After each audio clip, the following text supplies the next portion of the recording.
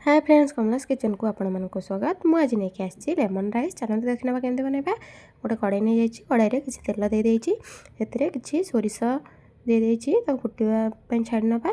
देखंतु सेतिरे किछि बुट डाली को एमती दे देइछि, सेतिरे किछि बिरी डाली भी मध्य किछि दे देइछि, ताको हम फुटिबा पई छाडी नबा। सेतिरे मु किछि काजू आ किछि बादाम को दे देइछि, ताको भलो भाबरे हम एमती भाजी नबा। देखंतु मोर भाजी हे गलानी। एठी मु दुईटी कंचा लंका को एमती चिरा लगे आड कर देइछि, ताको भल भाव में भाजी नबा। देखंतु मु एठी किछि भृसंग पत्र नहीं जाइछि, ताको मध्य दे देइछि। एठी मु गोटे लेंबूर रस को एमती आड कर देइछि, टिके पानी मिसेइकी ताको हमें एमती मिक्स कर दबा। देखंतु एठी मु टेस्ट अकॉर्डिंग लूण नहीं जाइछि, लूण आड कर देइछि, ताको हमें भल भाव में मिक्स कर दबा। देखंतु किछि हळदी गुंड नहीं जाइछि मध्य, ताको आमे भल भाव में मिक्स कर दबा।